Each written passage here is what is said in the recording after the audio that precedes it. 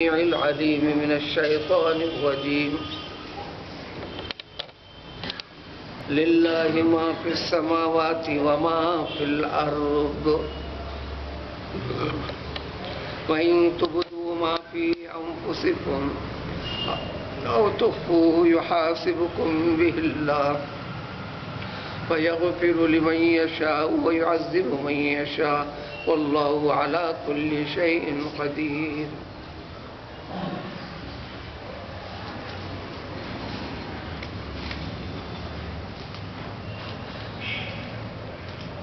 اللہ تعالیٰ کا ہی ہے، اللہ تعالیٰ ہی کے ہیں وہ تمام کی تمام چیزیں، یعنی تمام کائنات، تمام مخلوقات جو تمام آسمانوں میں ہیں اور جو زمین کے ہر حصے میں، تمام کے تمام زمین میں جو کچھ ہے، زمین کے اندر، زمین کے اوپر، زمین آسمان کے درمیان، آسمان اور آسمانوں پر،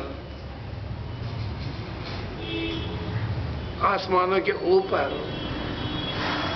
یعنی تمام کی تمام کائنات جو انسان کے حد و شمار سے باہر ہے.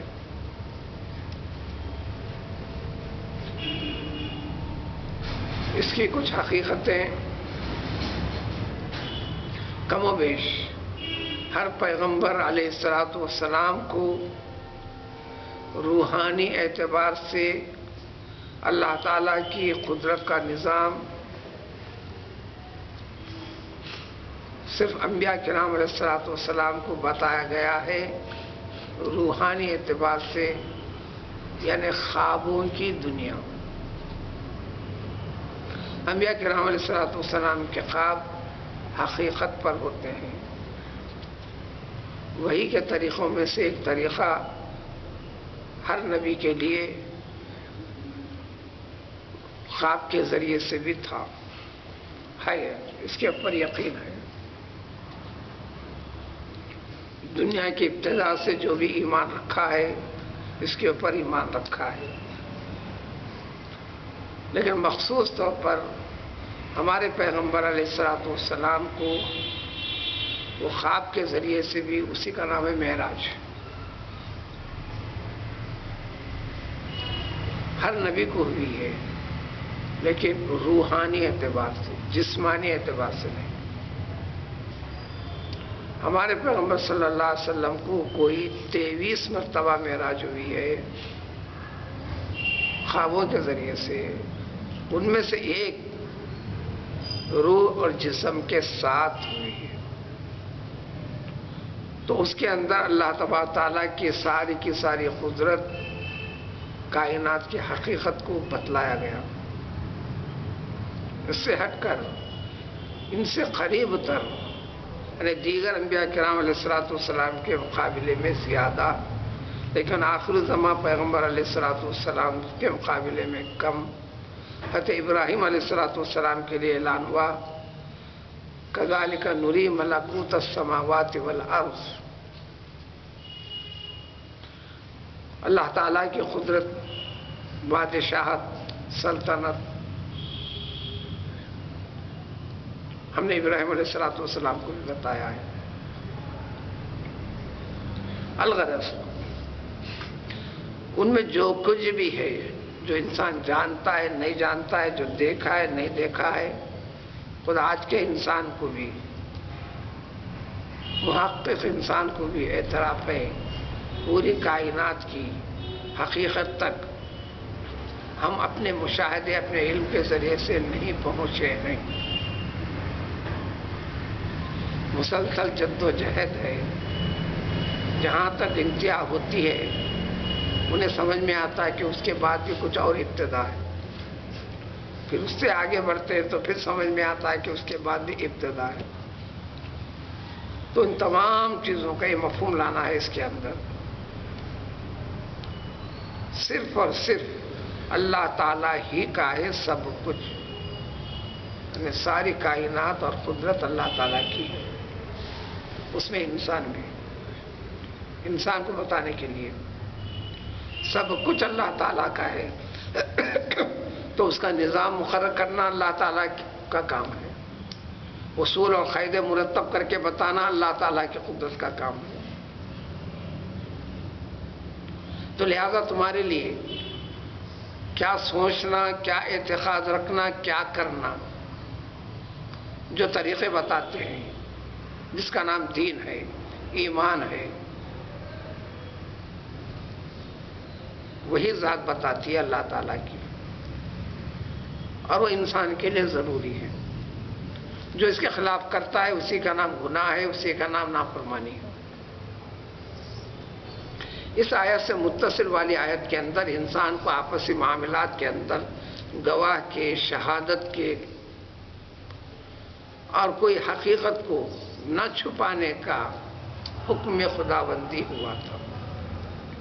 اس مناسبت سے بھی اس آیت میں یہ ذکر کر دیا گیا، یہ جو احکام میں خداوندی ہیں تمہارے لیے، یہ اس کا اختیار ہے، یہ اس کا منشا ہے۔ تو لہذا اس سلسلے میں پوری طرح احتیاط کرتے ہوئے احکام خداوندی کو اختیار کرے، ایک اس سابق آیت سے متعلق جوڑ، اور پھر انسان کی زندگی کے ہر معاملے کے اندر، ہر کام کے تحت وہ تمام کی تمام چیزیں اللہ تعالیٰ کی ہیں تو اللہ تعالیٰ کے حکم سے۔ دوسری بات، مال بھی یہ کہتا ہے کہ یہ میرا مال ہے، میں اپنے منشے کے ساتھ اس کو تصرف کروں گا، یہ سوچ غلط ہے۔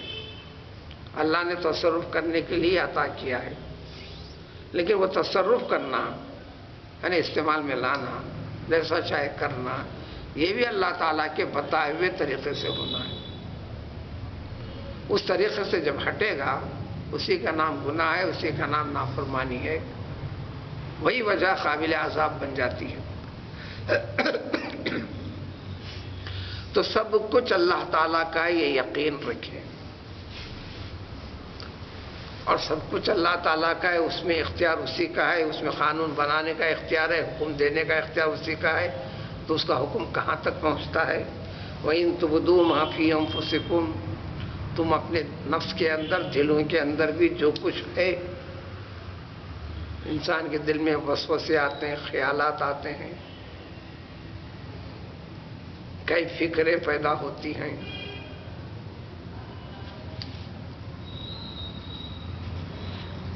بہت سی چیزیں جو انسان کے بس میں نہیں ہیں، ساری چیزوں کا بھی خیال کرتا ہے۔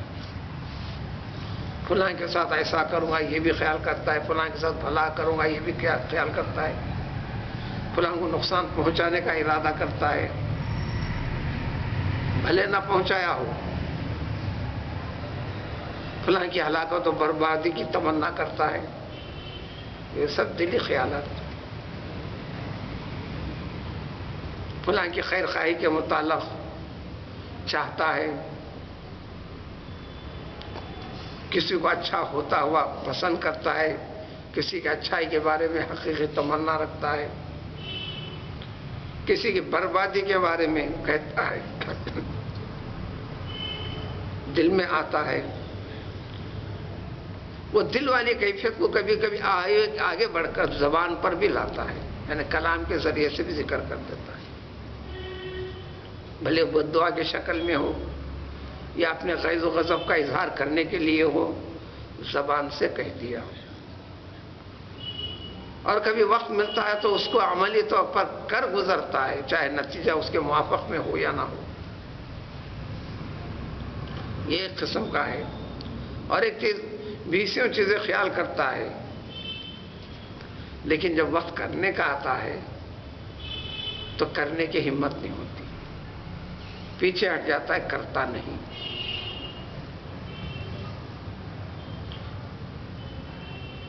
کم و بیش کوئی انسان اس سے خالی نہیں ہے، پرسنٹیج الگ الگ ہے۔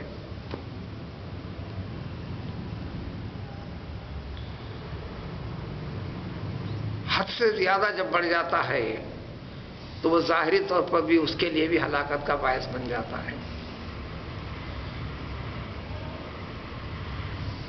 وغیرہ وغیرہ کئی شکلیں ہوتے ہیں۔ تو اللہ تعالیٰ بتاتے ہیں کہ جو کچھ تمہارے دلوں کے اندر ہے اس چیز کو چاہے تم ظاہر کرو، یعنی زبان سے کہہ دو، اگر کہہ دو گے، یا عملی طور پر عمل کے ذریعے سے کر گزرو گے، سب کے سامنے ظاہر ہے. جب کہہ دیا تو ظاہر ہو گیا، کر دیا تو کام ظاہر ہو گیا اس کا،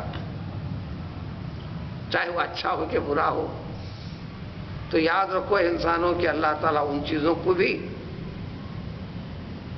اور اوتقو ہو یا چھپا کر رکھا، زبان تک نہیں لایا، دل ہی میں رکھا یا دل ہی میں خیال ہے. یہ چیزیں بھی یحاسبکم بہ اللہ، اللہ تعالیٰ ان تمام چیزوں کا حساب و کتاب تم سے لے گا، یعنی اس کے اوپر بھی جزا اور سزا مرتب کرے گا. یہ قرآن میں سب سے بڑی آیت ہے معنی کے لحاظ سے، حکم کی سختی کے لحاظ سے. حتیٰ کہ صحابہ کرام رضوان اللہ تعالی علیہم اجمعین بھی پیغمبر علیہ السلام کے روبرو فرمایا کہ اگر ایسی بات ہے تو ہم میں سے کوئی بھی بچ نہیں سکتا یا رسول اللہ صلی اللہ علیہ وسلم. یہ سننے کے بعد اس آیت شریفہ کو فرمایا کہ ہلکنا، اب تو ہم برباد ہو گئے، اللہ کے حساب و کتاب سے کون بچ سکتا ہے؟ کون ایسا شخص ہے جس کا دل یہ وسوسوں سے، خیالات سے، یہ دلی خطرات سے پاک ہے؟ اور 20 ایسی چیزیں کہ جس کو ہم ظاہر نہیں کر سکتے، ظاہر کریں تو انتہائی خطرناک قسم کی چیزیں. تو حضور صلی اللہ علیہ وسلم نے فرمایا چاہتے کیا ہو تم؟ کیا وہ بنی اسرائیل قوم یہودیوں کے جیسا جو اپنے پیغمبروں کی ہدایات اللہ کی طرف سے جو آنے کے بعد بتا دیے جانے کے بعد انہوں نے کہا تھا سمعنا وعصینا، یعنی ہر بات سن رہے ہیں، سمجھ رہے ہیں، جانتے ہیں، معلوم ہو گیا، لیکن ہم کر نہیں سکتے، یعنی ہم اس کے خلاف کریں گے، ہمارے من میں جو ہے وہی کریں گے. انہوں نے کہا تھا کیا تم ایسا چاہتے ہو؟ ایسا نہیں بلکہ یوں کہو سمعنا و اطعنا،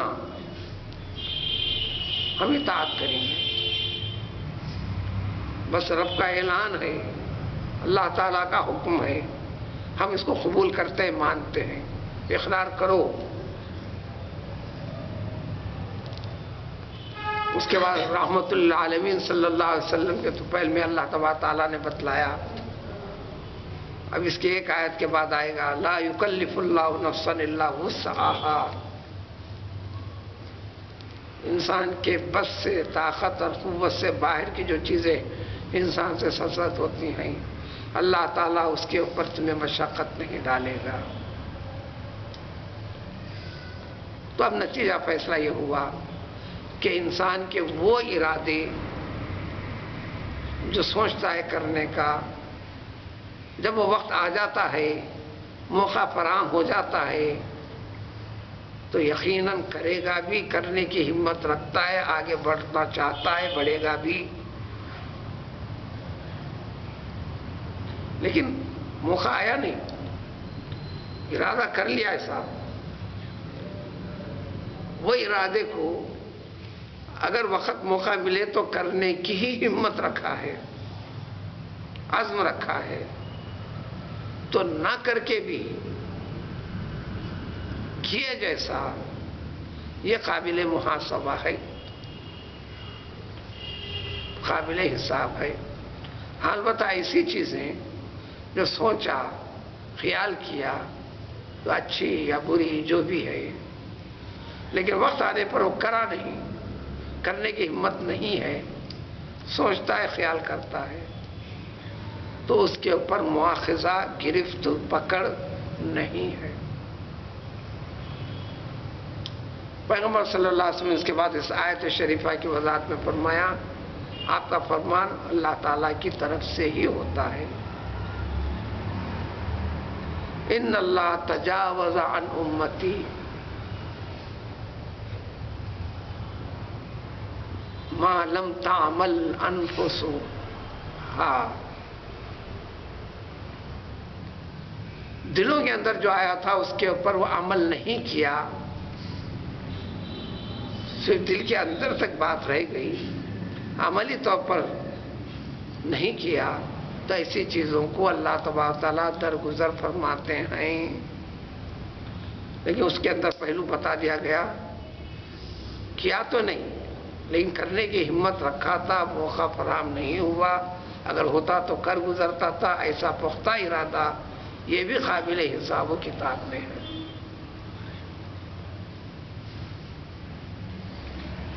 پارے آخر میں ذکر ہے میں عمل، میں عمل کے ساتھ جوڑے، مثقال ذرۃ خیر یرا مثقال ذرۃ شر یرا، یعنی عملی طور پر وجود میں آنے کے بعد تو یقیناً حساب و کتاب میں ہے، یہ اس سے بڑھ کر مفہوم ہے اس کے اندر۔ دل کے اندر جو چیزیں آ جاتی وہ بھی ہیں، خاص طور پر حکم تھا کہ دیکھو کسی کی گواہی کو چھپانا نہیں، جھوٹی گواہی دینا نہیں، تاکید فرمائے کہ دیکھو یہ بھی حساب و کتاب والا معاملہ ہے، یہ بھی تم کو جنت اور دوزخ میں داخل کیے جانے کے فیصلے سے جڑا ہوا معاملہ ہے۔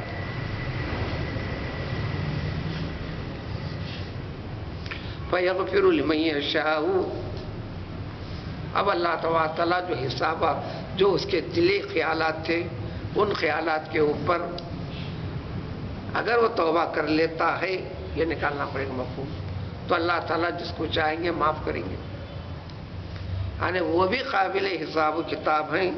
پھر اللہ تعالیٰ کی مرضی اختیار والی بات ہے، چاہے تو جس کے اندر جو پکڑ اور گرفت تھی اگر چاہے تو اس کو معاف کر دے اللہ تعالیٰ، یہ اللہ کا چہلان ہے، لیکن اگر چاہے تو اس کے اوپر عذاب بھی دے۔ تو معافی توبہ کے اوپر صرف خیال کے حد تک رہ گیا، جب موقع ملے تو کرنے کی ہمت نہیں ہے تو یہ ساری کی ساری چیزیں معاف ہو، لیکن وہ چیزیں کیا تو نہیں لیکن کرنے کا ارادہ ہمت رکھا لیکن موقع نہیں ملا، عزم کر لیا تھا، تو ایسے عزم والی چیزیں بھی اللہ تعالیٰ اس میں گرفت کر سکتے ہیں، عذاب ہو سکتا ہے۔ واللہ علی کل شیء قدیر، اللہ تعالیٰ ہر چیز کے اوپر یہ حساب و کتاب لینا، معاف کرنا یا گرفت میں لا کر عذاب دینا، یہ سب کچھ اللہ تعالیٰ کی قدرت میں داخل ہے، وہ قدرت رکھتے ہیں، کر گزرتے ہیں۔ اس آیت اس مفہوم کے اوپر سورہ بقرہ کی ابتدا سے یہاں تک جتنے احکام دے دی گئے اس پہ بشکل مہر بند کر دیا گیا۔ اب اس کے بعد والی دو آیتیں سورہ کی اختتام والی ہیں، جس میں پہلی آیت میں ایمان سے جڑا ہوا مفہوم، اسی کے وضاحت سارے کا سارا قرآن کرتا ہے، اس مفہوم کو ذکر کر دیا گیا، اور پھر اس امت کے لیے مشقت والے اعمال اس امت کو دینے کے باوجود بھی ایک سہولت رب العزت کی طرف سے حاصل کرنے کے طور طریقے کیسے ہیں، اللہ تعالیٰ اس کی وضاحت انعام اور رحمت خداوندی کے طور پر اس امت کے لیے بیان کیے جائیں گے، جس کے متعلق ہے کہ سابقہ امتوں میں سے کسی بھی امت کے لیے یہ شان اور فضیلت نصیب نہیں ہوئی تھی جو اسی امت کے لیے ہے، جس کا ذکر اگلی آیت میں آئے گا۔